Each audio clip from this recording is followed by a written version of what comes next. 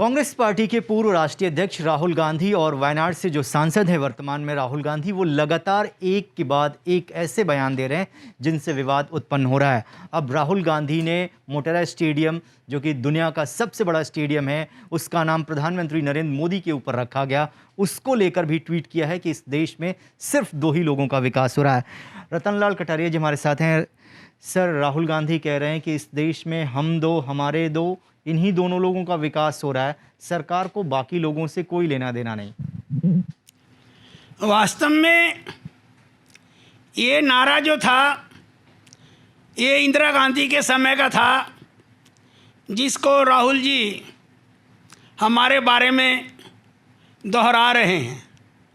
लेकिन जिस प्रकार से कांग्रेस के अंदर फूट चल रही है और वही 66 और 67 वाली पोजीशन है, ओल्ड कांग्रेस और नई कांग्रेस, जब कांग्रेस का विभाजन हुआ था तो आज राहुल गांधी जी के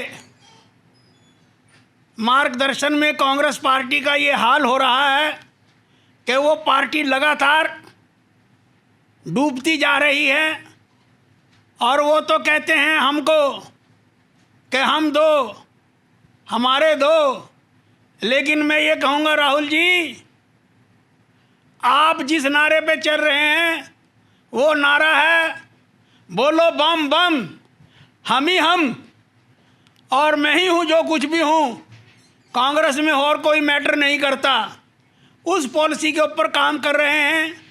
और जहाँ तक मोदी जी की बात है, उन पर अडानी और अंबानी और का जो आरोप लगाया जाता है, आपने इस देश की हर संस्था का नाम जवाहरलाल नेहरू के ऊपर रखा, इंदिरा गांधी के ऊपर रखा और राजीव जी के ऊपर रखा। हमने तो कभी आपत्ति की नहीं, हमने तो कोई इस प्रकार के बेहुदा प्रश्न उठाए नहीं। और जो चीज़ें धरातल पर नहीं हैं, आप उसमें अंबानी और अडानी का नाम घसीट कर सोचते हैं कि मैं कोई पॉलिटिकल माइलेज हासिल कर लूँगा, तो ये बहुत दूर का ख्याल है। सारा देश जानता है कि हम तो 6 साल से सत्ता में आए, उससे पहले अडानी जी और अंबानी जी को किस तरह से देश के अंदर जो व्यापार के अंदर जो है हिस्सा मिलता रहा है, कांग्रेस उसको बेहतरीन ढंग से जानती है। आपने तो मोदी जी के विरोध का बीड़ा उठाया हुआ है। आज से नहीं, जब वो गुजरात के मुख्यमंत्री थे तब आपकी माता जी ने, सोनिया जी ने उनको मौत का सौदागर कहा, जहरीला इंसान कहा। जैसे जैसे वो मोदी जी के खिलाफ बोलती चली गई, जहर उगलती चली गई, मोदी जी वैसे ही कुंदन बनकर निकलते रहे। और 2014 में हमने 283 सीटें जीती, इन्होंने फिर 5 साल जहर उगला और अगली बार हमारी पार्टी को 303 सीटें मिली। और अब जिस प्रकार का ये जहरीला प्रचार किसानों के कंधे पर बंदूक रख के कर रहे हैं, हर रोज़ विवादित बयान दे रहे हैं, उनको इतना पता नहीं 5 बार के एमपी को कि देश में मत्स्य मंत्रालय पहले से ही काम कर रहा है। उनको कोई फीडबैक नहीं है किसी भी देश की समस्या का, ना उन पे कोई नीति है, ना उनकी कोई नीयत है। वो तो 2 ट्रक झूठ के लेके चलते हैं कांग्रेस पार्टी जी।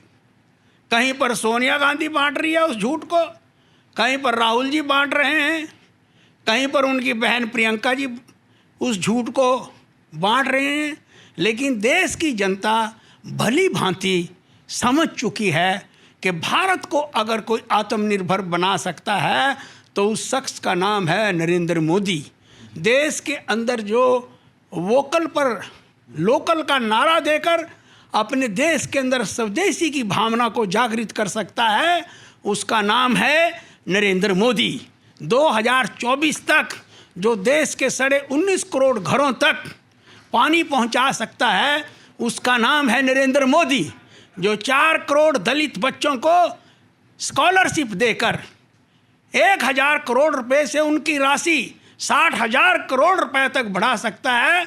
उसका नाम है नरेंद्र मोदी, जो प्रतिभावान दलित छात्रों को 50 लाख से 1.25 करोड़ रुपया तक विदेशों में शिक्षा प्राप्त करने के लिए बाबा साहब डॉक्टर भीमराव अंबेडकर के सपनों को कोई पूरा कर सकता है तो उसका नाम है नरेंद्र मोदी।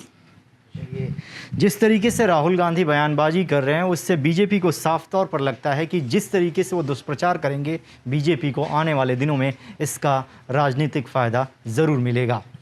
वीडियो जर्नलिस्ट हरीश के साथ रविकांत राय, न्यूज़ नेशन, दिल्ली।